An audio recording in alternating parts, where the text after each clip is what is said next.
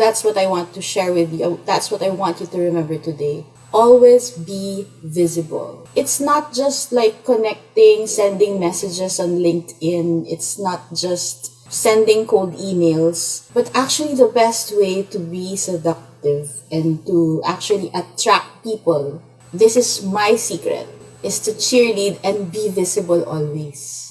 And the best place to do that is in groups. Kasi they see you, they see your face, they see your profile, they see your personality. Mabilis siya. Kumbaga, it's instant. Hindi na siya yung mag-wait ka pa na may mag-reply sa LinkedIn and then saka pa lang nila i-check yung profile mo.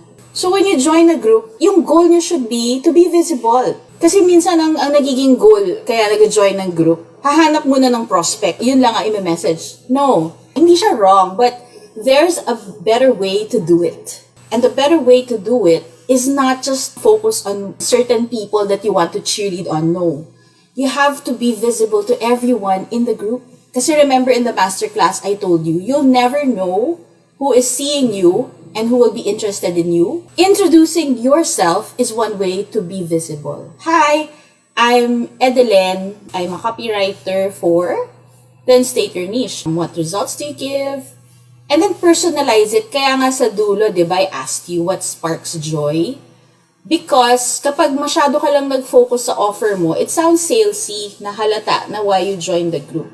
So my advice is, start it with something personal and end it with something personal. Personalize everything, guys.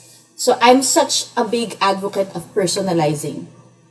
Personalizing, put your own stamp on it of your uniqueness, of your yumminess. That's how you stand out. That's simply it.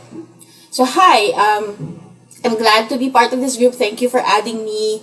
I'm here because I want to learn more from everyone, especially about, for example, you joined like a copywriting group. Thank you for adding me here. I'm here because I want to learn more techniques about emotional storytelling and stuff like that. And I've read so many good posts already.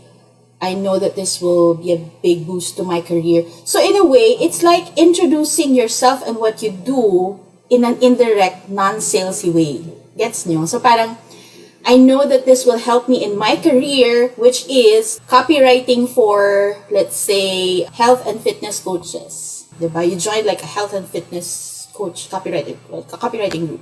Whatever. In a way, you're introducing yourself, you're being visible, you sound interesting, but you don't sound salesy. Unlike if you just say it this way. Hi, I'm Edeline. I'm a copywriter for the health and fitness coaches. And I help them 3x their enrollments. Ginagaya. Boring, di ba? Parang lahat na lang yun ang ginagawa. So, gets nyo? Personalize nyo siya at the start. Yeah, you put your bullet points right down, whatever, and then personalize it in a way that it sounds natural. Imagine you're doing that face-to-face in a party. You don't go to someone and say, hi, I'm JC. I'm a copywriter for local coaches in the Philippines and I help them more enrollments in their courses. Diba? That's so weird. Make it sound natural. Parang, hi, it's so nice to meet you. I'm here because blah blah invited me and this group looks so exciting. I'm so excited to learn from everyone because I know that I'll be getting lots of value from here as a copywriter for a coach, for coaches, blah blah blah. So it's like injecting it in a subtle way. Gets nyo? Those are my strategies and I'm sharing these with you because it works. So number 1, be visible. Introduce yourself when you're joining groups. Don't just join a group and then wala na. Ano ka na, lurker? Don't be a lurker, guys. Okay? Number 2, when you're visible in groups, hindi lang siya mag-end sa introduction.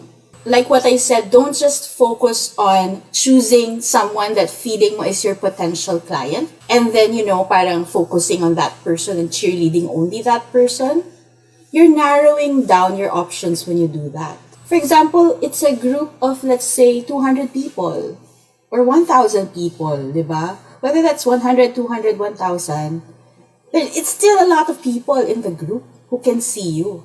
And the reason why you cheerlead, maraming reason yan. So, first, it's to let people know what you do. And second is so you can be top of mind. When they know what you do, and then you're always visible, like you're always commenting, you're always cheerleading, You're always being visible. Sabihin na nating epal, bibo, whatever you wanna call it. But guys, remember, you're marketers. You're business owners. You're not employees anymore. You don't have a choice but to market yourself. Sa showbiz, sabi, any publicity, good or bad, is still publicity. And that's what you need, guys. Publicity. Visibility. So, don't box yourself in, ay, ito si target client, siya yung cheerlead ko. No. Cheerlead on everyone you can find in the group. Huwag naman plastic. It should really spark excitement in you.